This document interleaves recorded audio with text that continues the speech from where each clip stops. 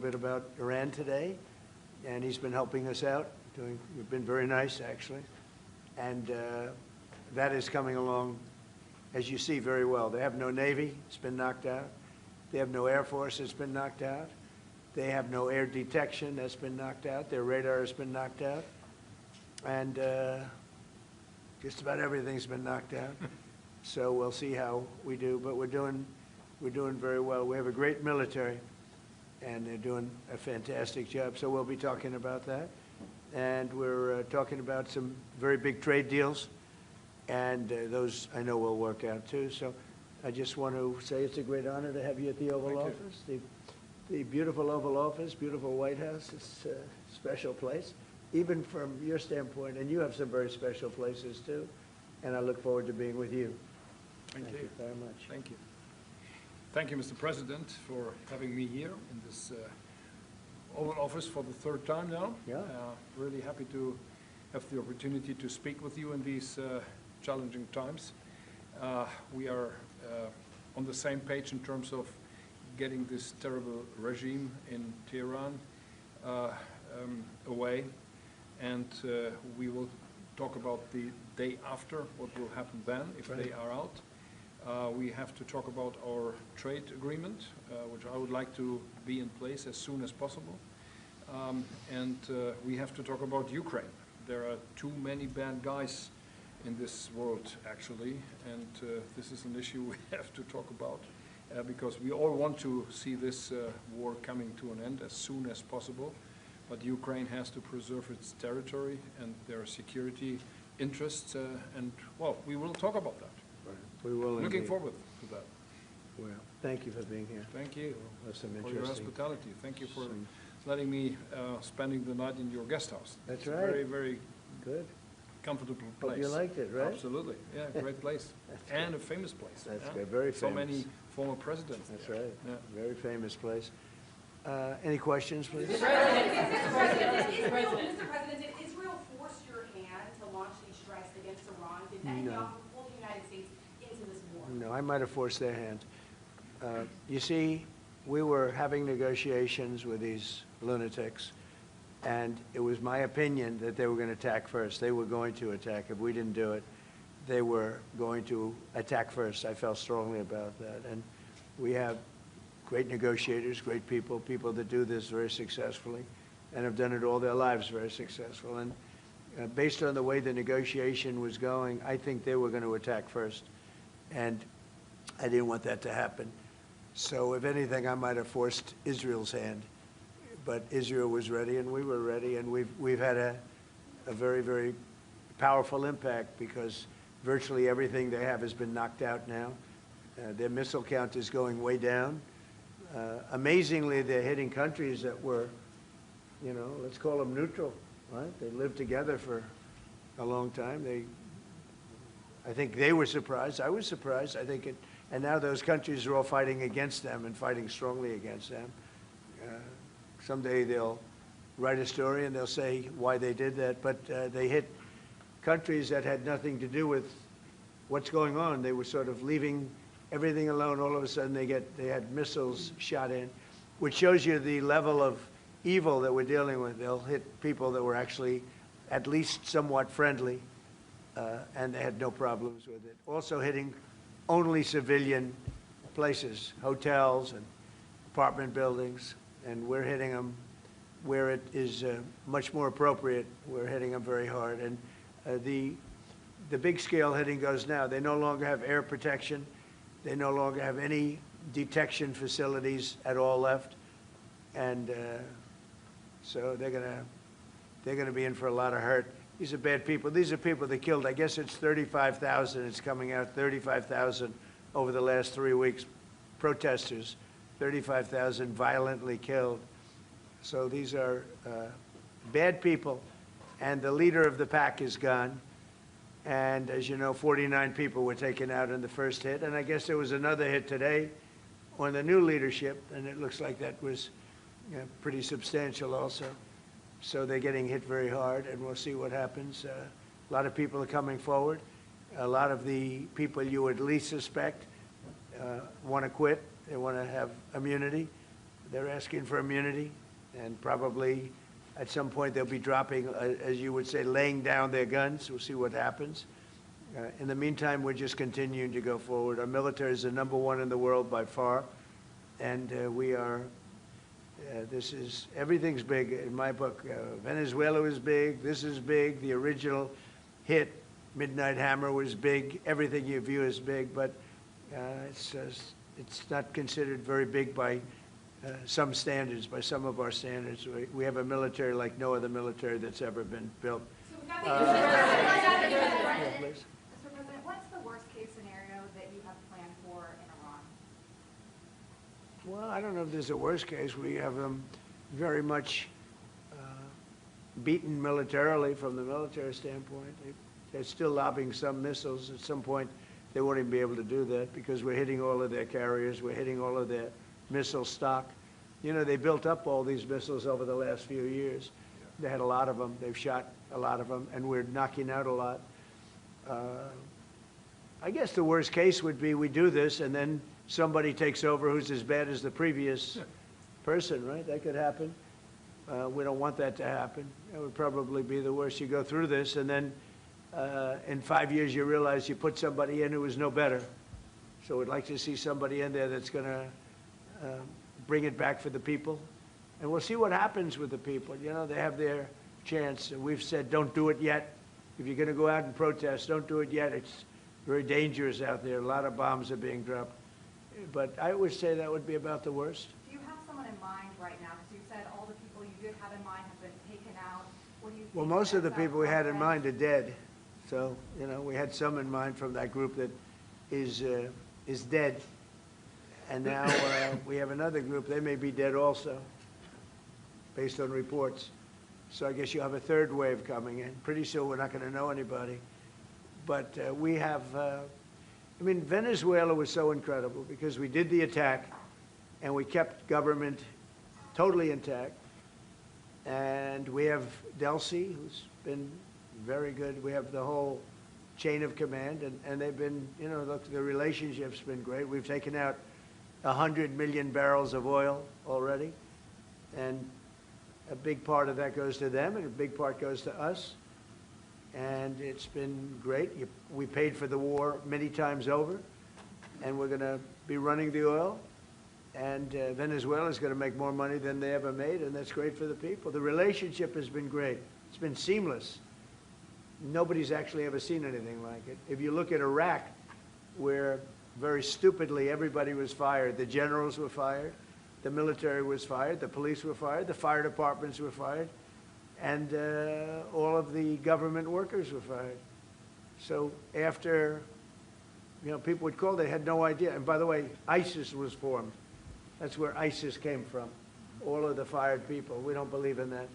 So we'll see what happens, but first we have to finish off the military. What do you think? Crown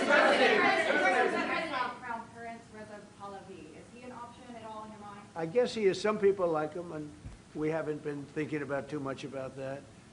It would seem to me that somebody from within maybe would be more appropriate. I've said that. He looks like a very nice person, but it would seem to me that somebody that's there, that's currently popular, if there's such a person. But we have people like that. We have people that were more moderate. You know, these were radical lunatics, and you know what they get? They get nothing. All they do is kill people. Mr. President, what exactly was the imminent? You've asked, not your turn. Not your turn, please. Mr. President, you've been to take the heat off the Europeans to pretend to be help you. Mark Rutte called on the allies to also help you. What does that mean? Well, you have to ask Mark Rutte if he said not as part of NATO, but to be helpful to you in this. Well, some of the European nations have been helpful, and some haven't. And I'm, you know, very surprised. Germany's been great. He's been terrific. Others have been very good, terrific. I think that the head of NATO, Mark, is fantastic. Okay, Mark Rutte. I think he's fantastic. But some of the European, like Spain, has been terrible. In fact, I told Scott to cut off all dealings with Spain. Spain, first of all, It started when every European nation, at my request, paid 5%, which they should be doing. And everybody was enthusiastic about it, Germany, everybody. And Spain didn't do it. And now Spain actually said that we can't use their bases, and that's all right. We could use their base if we want. We could just fly in and use it.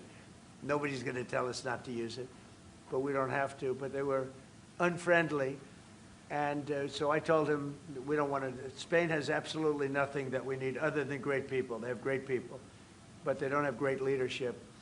And as you know, they were the only country that in NATO would not agree to go up to 5%. I don't think they would have agreed to go up to anything. They wanted to keep it at 2%, and they don't pay the 2%. So we're going to cut off all trade with Spain. We don't want anything to do with Spain. What is the expectation towards Germany? And I'm not, by the way, I'm not happy with the UK either. That island that you read about, the lease, okay, he made it for whatever reason, he made a lease of the island. Somebody came and took it away from him. And it's taken 3-4 days for us to work out where we can land there. It would have been much more convenient landing there as opposed to flying many extra hours. So we are very surprised. This is not Winston Churchill that we're dealing with. Mr. President, what's your expectations towards Germany? What can Germany do and what should Germany do to help you in this one?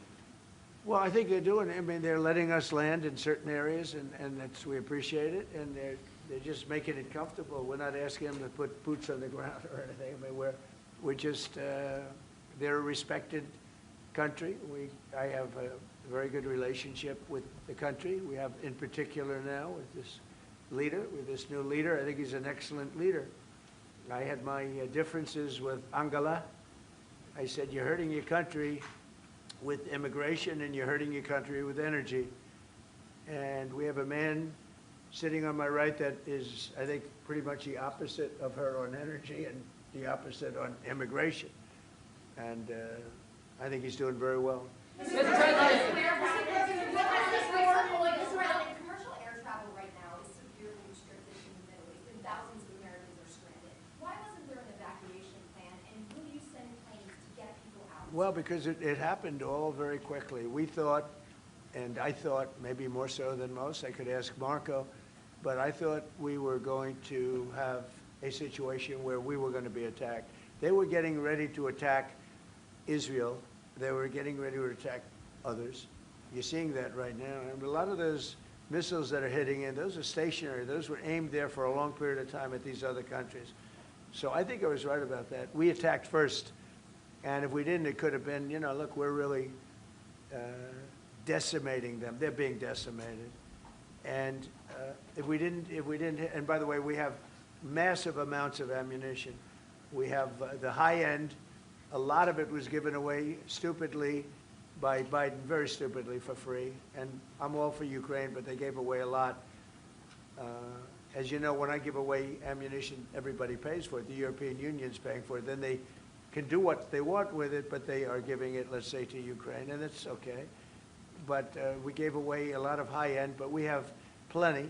But we have unlimited middle and upper ammunition, which is really what we're using in this war. And we have really an unlimited supply. We also have a lot of the very high end stored in different countries throughout the world. We're literally storing it there, which is actually something that I insisted on in my first term. I rebuilt the military in my first term. The military is great. Unbelievable amount of ammunition, or munitions, as they say, we've given away to, you know, the Wall Street Journal incorrectly covered the story when they said that it was given away to the Middle East. Not to the Middle East, it was given away to Ukraine. Very little was given to the Middle East. The Middle East would buy a lot, and some of the nations, because they're rich, they have a lot, but it was given away to Ukraine. And it just should have been done. Look, it's a war that should have never happened. If I were president, that war would have never happened. But we have a tremendous amount of munitions, ammunition at the upper level, middle and upper level, all of which is really powerful stuff. Mr. President, a question to both of you. how worried are you that the rising prices for gas and oil are damaging the American economy and also Mr. Chancellor? Yeah, do you want to go ahead? Yeah, sure. This is, of course, damaging our economies. This is true for the oil prices, and this is true for the gas prices as well. So that's the reason why we all hope that this war will come to an end as soon as possible, and we are hoping that the Israeli and the American army are doing the right things to bring this to an end and to have really a new government in place who is coming back to peace and freedom. Yeah. Something had to be done. And it's been 47 years. They've been killing people all over the world for a long time. They were the kings and fathers of the roadside bomb. Soleimani, we killed him last term. If we didn't, I think it might be a different story today. They would have been much stronger and smarter than they are. But they did the roadside bombs. 95% of the people lost their legs, arms, had their face wiped out, just wiped out. I've seen some young people that it's so sad to watch. And that was almost all, 95% comes from Iran and with Soleimani. Soleimani loved it, his favorite weapon. He loved the roadside bomb. And when you see people walking around with no legs and no arms and a face that's been blown to hell, these people, what they have to go and the way they have to live, this is Iran. When you look at the barracks, the famous barracks, when you look at the hostages, when you look at a lot of hostages, when you look at all of the problems, they were really a purveyor of terror all over the world for many, many years. And it's something that had to be done, something. And I believe that if we didn't, because I see where Congress, you know, if I didn't do this, guys like Schumer, who are losers, the Democrats, they're losers. That's why they're not here. Guys like Schumer would say, well, you should have done this. In other words, if I did it, it's no good. If I didn't do it, they would have said the opposite, that you should have done this. But most people feel, I'll tell you what, I have never had more compliments on something I did. People felt it's something that had to be done. So if we have a little high oil prices for a little while, but as soon as this ends,